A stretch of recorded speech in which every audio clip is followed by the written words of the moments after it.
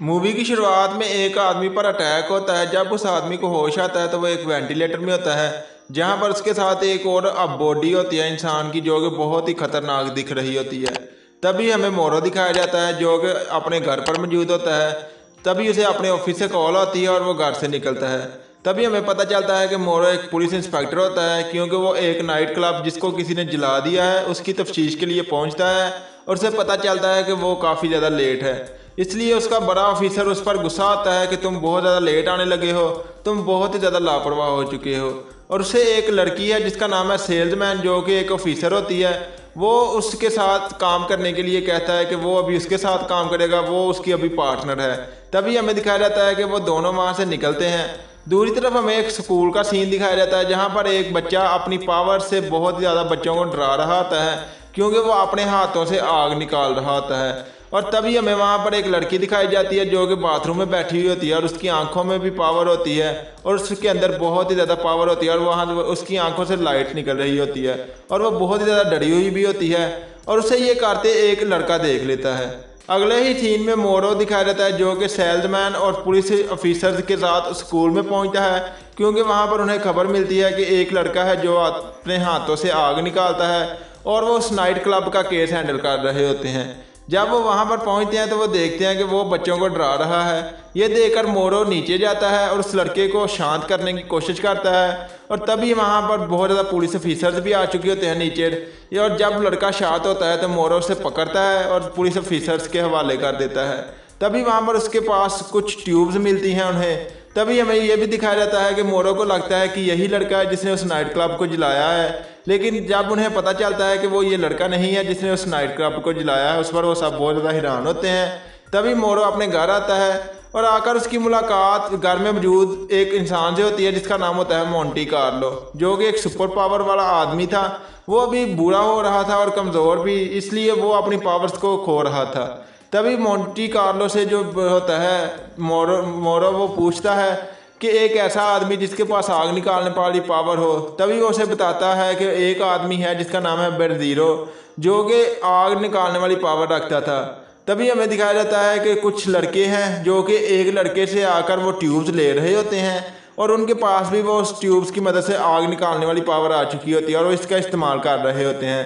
तभी जब उसका इस्तेमाल करते हैं मोरो को ये पता चलता है, तभी वो बहुत ज़्यादा हैरान होता है कि एक ही आदमी की पावर थी, पहले तो एक के पास थी, अभी बहुत ही ज़्यादा लोगों के पास ये पावर है। इस पर वो और भी ज़्यादा हैरान होते हैं। तभी हमें दूसरी तरफ दिखाया जाता है मोंटी कार्लो एक बहुत ही बड़े हैकर ऐप की मदद से हैक करने में कामयाब हो चुका होता है, जिससे उसे पता चलता है कि मोंटी कार्लो एक मंथ से गायब है, उसका कोई भी अता पता नहीं है। और वो उसे ये भी बताता है कि वो क्लिस्टा के पास गया था मदद के लिए।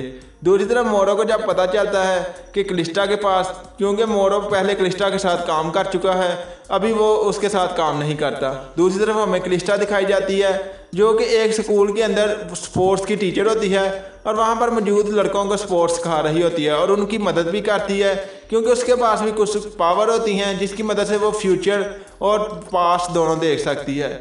जब आकर मोरो उससे मिलता है, उससे मदद मांगता है, तभी वो उसे बताती है कि नहीं, मैं तुम्हारी मदद नहीं कर सकती, बरजीरो मेरे पास आया था, मैंने उसकी मदद की और वो यहाँ से चला गया। तभी वो एक हॉस्पिटल में पहुंच जाए जहाँ पर एक बॉडी की जांच कर रहे होते हैं। तभी मोंटी जो होता है वो बरजीरो की एक तस्वीर जो होता है मोरो को भेजता है। जब बॉडी की जांच हो रही होती है तो डॉक्टर उन्हें बताता है कि इस बॉडी में उस चीज़ के पार्टिकल्स मिले हैं जो कि ट्यूब्स में हैं।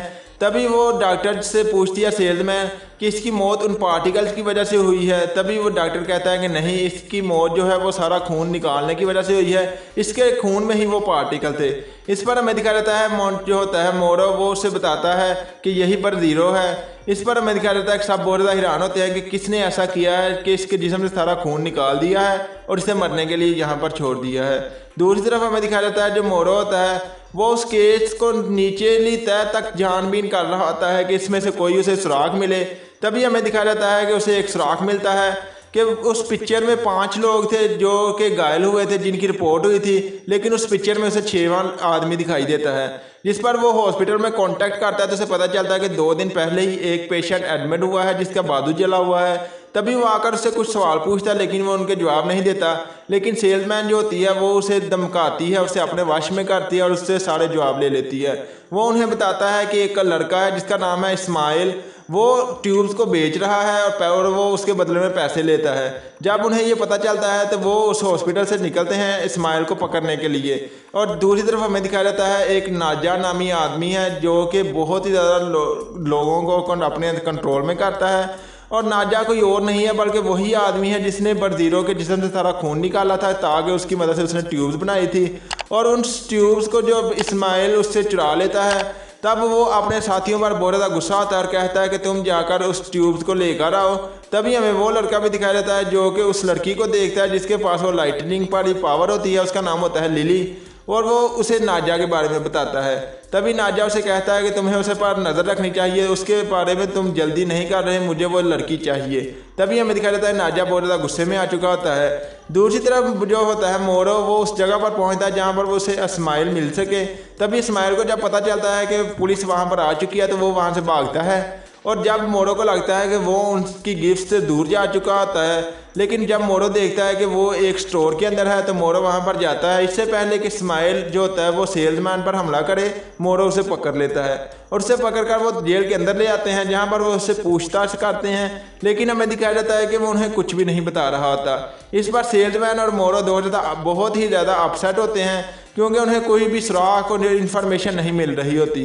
दूसरी तरफ हमें दिखाया जाता है जो मोरो होता है वो जब उस जगह से बाहर निकलता है तो उसे मोंटी कार्लो की कॉल आती है। वो उसे बताता है कि अभी एक और पावर वाला आदमी गायब है जिसके पास दूसरों को आंधा करने की यानी कि अंधा करने की पावर होती है। तभी हमें दिखाया जाता है कि जो होता है मोरो वो उस जगह से वापस अपने पुलिस स्टेशन आने लगता है। उसे पता चलता है कि पुलिस स्टेशन पर हमला हुआ है और वहां पर उसी पावर का इस्तेमाल किया गया है जिससे लोग अंधे हो रहे होते हैं।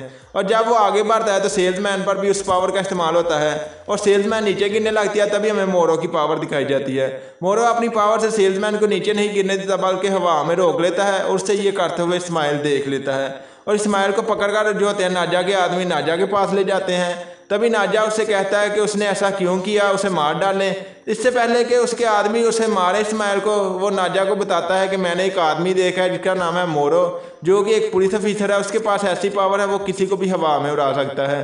इस पर नाजा बहुत ज़्यादा हैरान होता है और गुस्से में आकर अपनी ही हाथ से उसका गला घोंट कर उसे मार देता है इस्माइल को। इस पर उसके बहुत ही ज़्यादा आदमी डर चुके होते हैं। और वो जो होता है एक आदमी जिसने उस लिली को देखा था यानी कि पावर वाली लड़की को, वो उससे भी कहता है कि तुम अभी लेट कर रहे हो, मुझे उसका काम जल्दी चाहिए।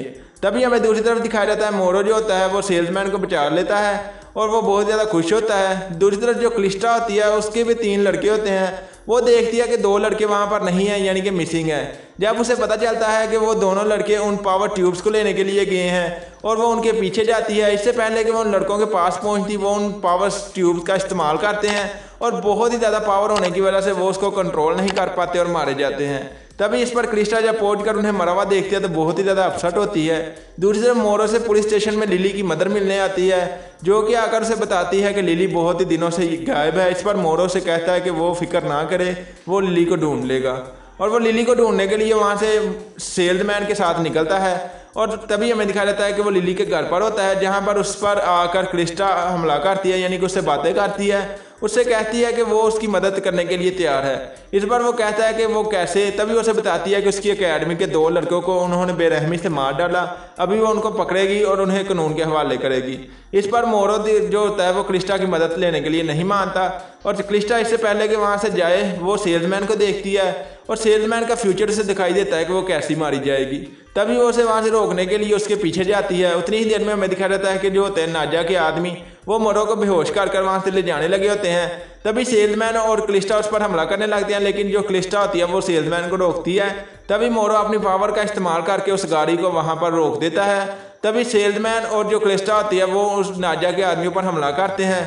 तभी नाजा के आदमी बहुत ज़्यादा डर चुके होते हैं। तभी इसका एक आदमी जो होता है वो सेल्समैन को कहता है कि वो उसे गोली मार देगा, लेकिन उसे नहीं मारता बल्कि वो मोरो को 4-5 गोलियां मारता है और वो बाकी साथियों को अपने साथ लेकर वहाँ से भाग चुका होता है और मोरो को वहीं पर फेंक देता है।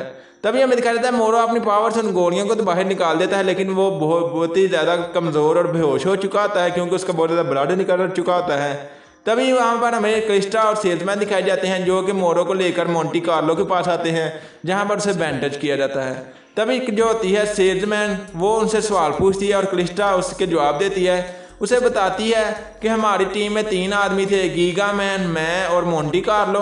हमें जो मोरो है वो एक मिशन पर मिला था, यानी कि एक जो होती है वारदात उस पर के दौरान मिला था, जहां पर गीगा मैन को उसकी पावर बहुत ही ज़्यादा पसंद आई थी और उसने उसे अपनी टीम में शामिल करने का फैसला किया।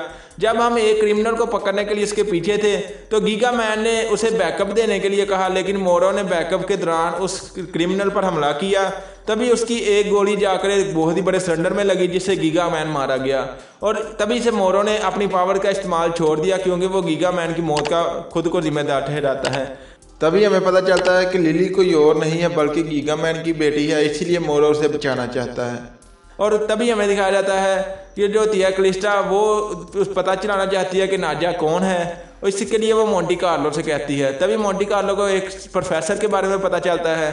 तभी मोंटी कार्लो उस प्रोफेसर डॉक्टर से आकर मिलता है जो कि एक लड़की होती है और उसकी जगह पर एक बहुत ही होशियारी से माइक्रोफोन लगाने में कामयाब हो चुका होता है। और तभी हमें दिखाया जाता है कि वो वहाँ से आ जाता है। तभी जब सेल्समैन सर्च करती है तो उसे उसके साथ एक और प्रोफेसर दिखाई देता है। तभी सेल्समैन उस प्रोफेसर से मिलने के लिए उसके पास जाती है। उस प्रोफेसर से जो डॉक्टर होती है उसके बारे में पूछती है।